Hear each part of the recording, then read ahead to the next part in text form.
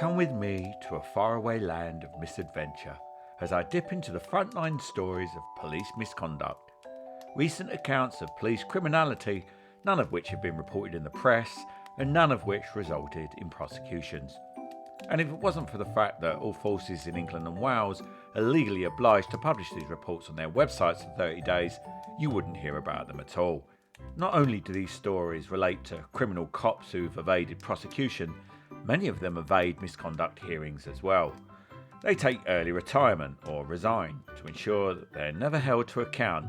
But where they do take the trouble to defend themselves, they weave a fantastical fiction to shift the blame as far from themselves as possible, or even when it's impossible.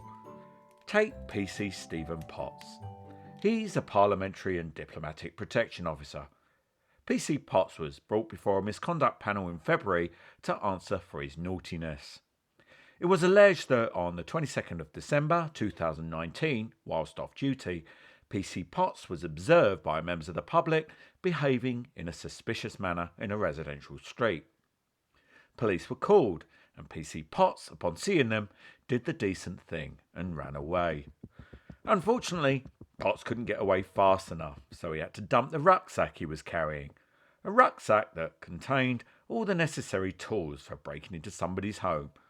But alas, he still couldn't get away fast enough and was caught and arrested for going equipped. Guess what happened then? Yep, nothing.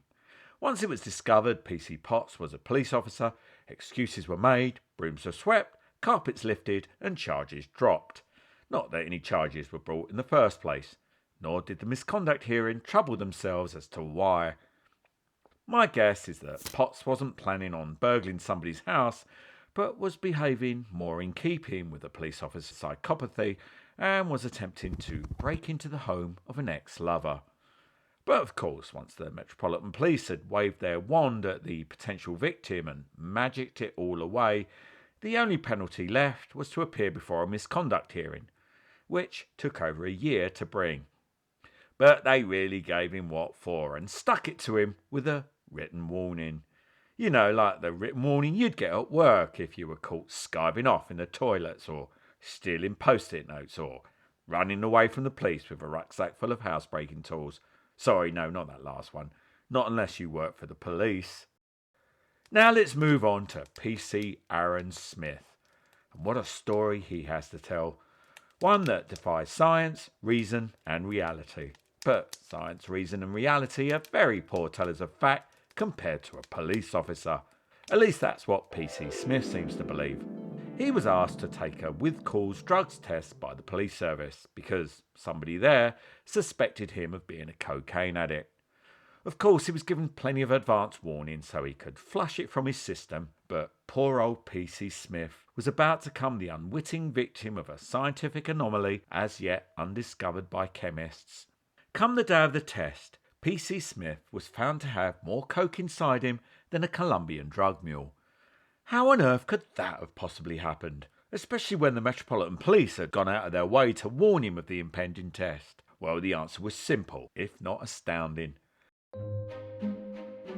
5 days before the test, PC Smith was feeling withdrawal from the coke that he'd clearly never taken.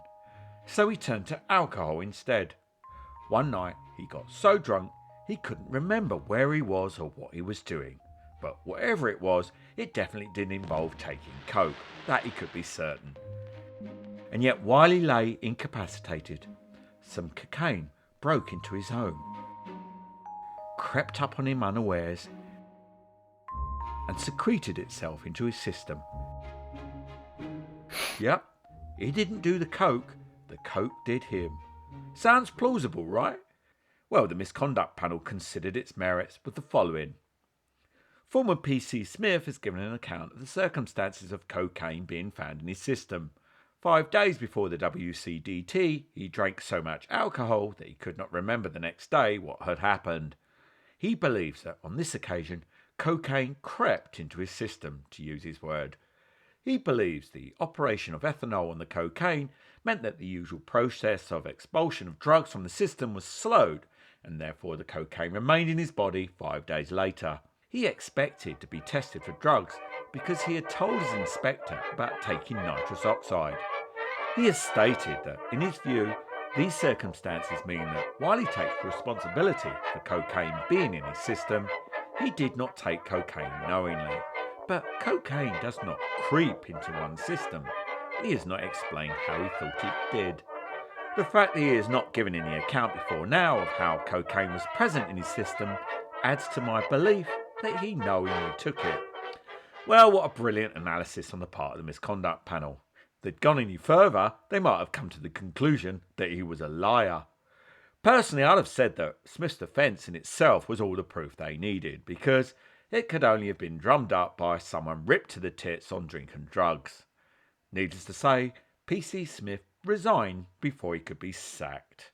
Telling tall stories to explain away unwanted test results isn't confined to fantasists like Smith. It's par for the course as far as drug-addicted cops are concerned, and drug addiction is certainly a common theme in misconduct reports.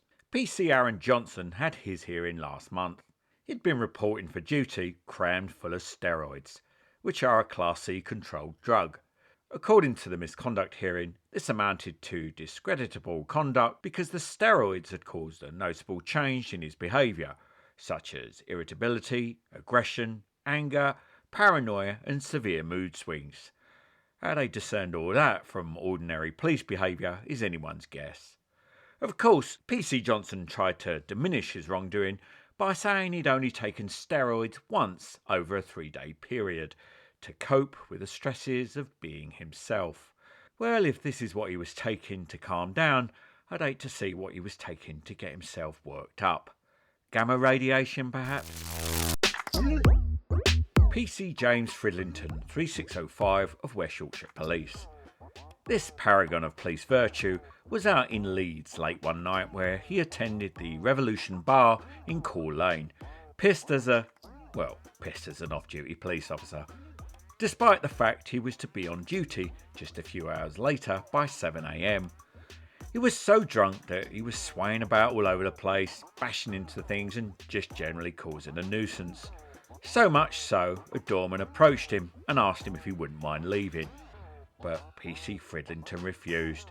He was having a great time, giving everybody a bad time, and besides which, as he went to great lengths to point out, he was a police officer and could do what he wanted. So there. The doorman wasn't having any of it, so he escorted Fridlington to the door. This resulted in Fridlington letting loose with a barrage of racial abuse. And no sooner was it kicked out, he came scurrying back in again. The doorman approached him a second time and asked him to leave. Fridlington responded by punching him in the face. So his list of offending now amounted to drunk and disorderly, Section 4 public order, racial harassment and common assault. Eventually, the doorman had no other option but to call the police. Amazingly, they turned up. But to Fridlington's total surprise, they refused to heed his request that they let him go because he was a police officer. He was then arrested for assault and racial abuse. Upon arrival at custody, he furthered this racial abuse while he was being sobered up desperately by his colleagues as his 7 a.m. start time got closer. At 9:30 a.m, 2.5 hours after he should have been tested, he gave a mandatory breath test, which read 50 micrograms of alcohol per 100 millilitres of breath. A police officer is presumed unfit for work if they have more than 13 milligrams of alcohol per 100 millilitres of breath. Of course, no further action was ever brought against PC Fridlington, and he was given a final written warning and allowed to keep his job. What does it take to get a police officer sacked these days? Well, an ill-judged WhatsApp text message, because Chief Special Officer Tom Haynes was sacked by Hampshire Police recently just for using the term pikey in a text message. A message that was only seen by another police officer. Yep, because when they're not turning in members of the public for wrong speak, they're turning in each other. And he wasn't just sacked. He was placed on the official barred list by his Chief Constable and PC stooge, Olivia Pinkney, a list reserved for the most serious of criminally offending police officers. Olivia Pinkney is a woman so Orwellian, she had Basingstoke Police Investigation Centre bugged to smoke out any officer who engaged in homophobic, racist or sexist conversations, despite the fact that pikeys are not a race. They're That last comment was censored, by the way, so as not to offend any, including the YouTube moderators. Well, that's just been a few of the misconduct hearings that take place by the forklift load every month. Of course, I would bring you more, but most forces go to great lengths to hide such wrongdoings. This has been Tales from the Misconduct Hearings. In keeping with the theme, I shall now close the book and look the other way.